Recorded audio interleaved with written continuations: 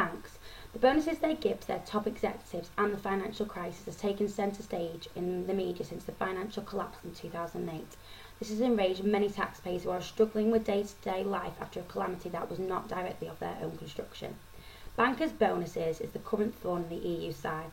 The EU has now put a cap on the bonuses to be imposed in the upcoming year of 2014, and some taxpayers are arguing against the restrictive review that their logic is better. Putting things into perspective, the bankers' bonuses structure is unfair, perhaps because we don't all understand it or that greed is prevalent and the common denominator in all news surrounding the topic. It's a culture of the bigger the salary, the bigger the bonus, regardless of how you performed in the year. It also seems to be a culture for the men, i.e. the higher you get in the bank, it's all about looking after each other, which is the message that Bruce and Stavridis' journal portrays. Capping of the bonuses is a promising start to rolling back this embedded culture, but at 100% of their salary it is still an unjust amount. How are we ever going to get out of the financial crisis if this sort of money is being justified daily for a bonus that is seen as normal on top of a 5 or 6 figure salary? There is also a theory that bankers deserve this money because of their dedication and success that they bring, but is it just because they are not willing to pilot new HR strategies? They hide behind this argument that any momental change will be a huge risk to our financial security, but as Einstein says, the meaning of insanity is doing the same thing over again and expecting different results. Even with all this in mind, both Schuman, who's an author for the Times Business and Money, and the UK Treasury, they still believe that the outcome is going to be worse if the bonuses are capped. So Schuman says it's a misguided, if not dangerous intrusion of the government into the affairs of private companies. It is clear that both Schuman and the Treasury's argument is against caps when exploring both perceptions of the situation. The HR magazine and Michael Schuman's article follow the same argument, which is acceptable, however they both don't take into account how many people are in favour of the caps, such as how Kapoor outlines in his journal. They are both too wary of the fact that caps could impact on the fortunes and competitiveness of the world's largest banks.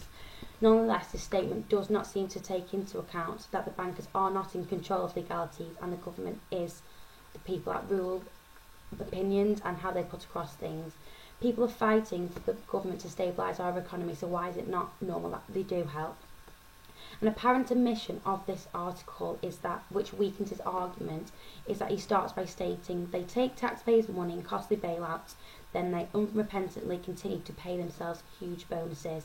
Then they complain about the big deficits and rising government debt that are a result of the recession they've caused. This gives readers obviously the right to presume he may have some positive sensitivity towards the capping legislation. In every other institution or proportion of the society, manipulation of the system or detriment to the general public is punished with legislation or government initiatives to either prevent or punish. Centuries-old institutions in the US have fallen due to their colossal errors, so it's the process of ingenuity and the progressions taken into account, mistakes, learn from them, and to leave behind what has obviously not worked. One major detriment of the government intervention, despite the fact that they will obviously be labelled supporters of big government and anti-conservative, is that they would hinder the appeal of the UK market.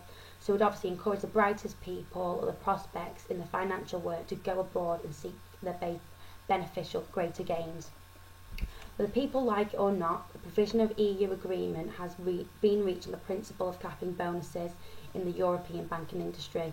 Both Dales and Kapoor and Lambert's article present a case in favour, so they argue that the current skewed initiatives and incentives faced by bankers drive the excessive risk-taking, which ultimately has to be paid for by taxpayers. The strength with this article is that not only the fact of the clarity that it brings, but it's that with agreeing with the change and the movement of challenging the restrictive view and the reward scheme to get rid of the traditionalist view, because obviously times are changing and we are in need of some money-saving implementations. A serious problem with this viewpoint is that, and the interpretation is that obviously yes, the EU can impose a reduction of the bankers' bonuses, but we can't be naive. The power of the banks may give them some sort of green card to pass whatever they want, and obviously they do seem in control, and they might become slightly corrupt in order to keep their talent happy, which is obviously their number one priority. Speaking to a source at NatWest, it gave me a really good insight into reality of what bankers actually do, what the bankers' bonuses are, and obviously, again, a disdain to certain departments. So basically, HR allow all this to be distributed basically according to how your department has performed, and obviously the pots would vary in size. So the unfairness seemed to be in the front end of the business, where the clerks were on the phone to the public. So the new rate came out, and the mortgages and businesses came flying in. Therefore, work and telephone obviously got under target, got way behind, and hence the departments didn't meet their targets through no fault of their own. So small departments handling just like separate projects with no peaks or troughs got the bigger bonuses, clearly weighted and biased in that terms of structure. So the employees at the bottom, so i.e. the workers on the front line, with the general public receiving the brunt of the public anger, got virtually nothing nowadays. So this does not make sense, like you're living in the past. So basically, this is an intelligent argument, and from the outside you can perhaps understand why there is negativity surrounding the topic, but I cannot actually comment on their effort and performance levels along with their benefits, because it will formulate an opinion which is written by mainstream media, but again that leaves room for criticism and potentially biased opinions. So this is why it is desirable for taxpayers to hopefully stabilise rewards and money bonuses with a lot of help from the HR schemes. So however the bankers obviously owner's preferences is to keep the talent happy and comfortable in the company, but talent policies aren't meant to be corrupt, so they need to do it in a way that does benefit us and not only just bankers. So the human resource managers and directors in the banking sector do need to group together and regulate bonuses by doing the right thing by taxpayers and not only the right thing by the workers. So there could be incentives put in place, just not to the current extent that it obviously is standing at, because it's baffling how this has actually passed law for so many years with obviously so much negativity surrounding it. So bonuses should be based on performance, not only in line with company profit, but in with how well you're treating account holders, whether they feel satisfied, whether they feel like they've benefited anything from the banks, and obviously if they had any success, not only on just whether they are a top salesman or whatever they seem to do it on nowadays. So briefly going over the argument of for and against capping the legislation, and obviously whether they do want to back bonuses, is that I've put a few bullet points for capping. So yes, basically it's an old-fashioned way of running a business, so it no longer fits in with the way businesses are run nowadays, which is obvious. So the modernist view nowadays is obviously let employees go on a journey with their company and value it, and not obviously just get handed on a plate. It creates friction between employees and leads to complacency. Obviously talent does get spoiled, and this shouldn't be happening, because obviously the bank's aim is to boost economy, not take advantage of it. And how can senior bankers actually justify the fact that they reap huge cash benefits whilst they are working in a bank that is suffering or possibly maybe not even be able to stay afloat? So if you cap the bonuses, the organisational performance will go up, because it will save money, it reduces the power and control that the battle that the senior bankers think that they have, even though they don't, obviously, compared to the government and the laws. The salaries and bonuses would be realistic, reflecting their work and their performance, and it would be equally dispersed, so obviously a group teamwork would obviously be there. It may make employees work towards a bigger goal and a set target. So with the new forms and incentives, as they will have to state what they've performed this month, whether they've met the targets, and obviously they will also already have a decent salary, and hopefully this would bring a good work ethic to the banks and conduct of the business. Also, there's obviously many arguments towards whether they shouldn't be capped, so obviously that people actually do like having them in place. So obviously, basically, if they do cap them, people think that salaries will be increased anyway, because they want to sustain and retain their talent. So there's also potential hemorrhaging of talent from Europe, so senior managers will go to the US or to Asia for a better paid position. Financial services skills are set to a high standard, so are in high demand. So wage seems to be the only effective way at the moment to source talent. It may push institutes to relocate their headquarters, so abroad, like I've already said. And statistics from the City of London Corporation show that financial services contribute £27.7 billion in employment taxes.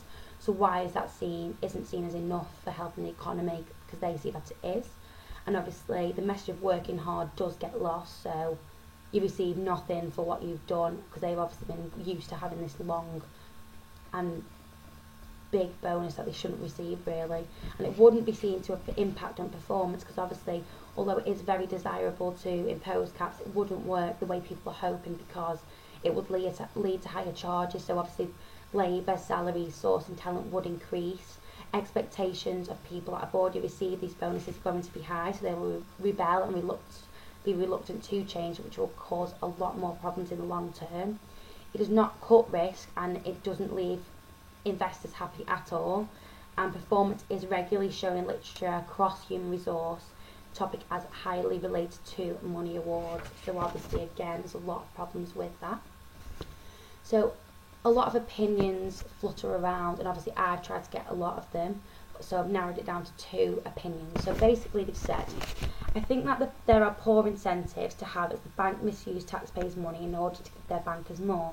Surely a huge annual wage is enough, so why do they need over 200% more when we as a country are struggling economically? It is very selfish. The misuse of money has, in my opinion, caused the recession and the current financial crisis we are living in daily on a yearly basis. The government has had to buy out some of the banks with taxpayers' money, so the current economic climate, I think, is the wrong message to send out to people in this hardship, and I agree with the new argument that banks need to cap their bonuses. Another opinion I also have is they make obscene amounts of money for nothing. It is like wages of footballers and celebrities, too much for which is very unfair compared to all the other parts of the population who work long, hard hours, and some of whom have a mentally and physically demanding job, who then pay taxes toward these rewards. So obviously gathering opinions for the capping seems a lot easier than it is to put them all together, whether which one's more important. But considering the other side, obviously, like I said, is very important. So in contrast with this, to get a better insight into what's really going on, and a similar, hugely more critical comparison can be seen with the Action on Global Warming. So basically, no state is willing to impose serious action on climate change until there is an internationally recognised agreement. So as countries aren't enforcing caps, even though it would benefit them economically in the short term. So this is the problem with obviously putting caps in place, because if the Britain pioneer it first, then this is ideal, because but at the same time bankers will go elsewhere to seek the greatest financial gain. So obviously in conclusion, bonuses should only be paid in exceptional circumstances. Obviously bonuses are a good incentive to have, but obviously not to that limit that they have it to. You do your job obviously according to your job description, and then you get paid an amount, and obviously bankers should accept that their annual salary is already enough, never mind what they receive on top of that and expect. So obviously teachers and nurses and policemen don't get bonuses to this extent, so why should banks? So obviously they already earn a good wage, like I've said, and the issue does place a human resource in between a moral rock and obviously a retention hard place. So spending public money to defend status quo and the stigma attached to this issue is never going to be positive, as obviously money does seem to be a focus of everything.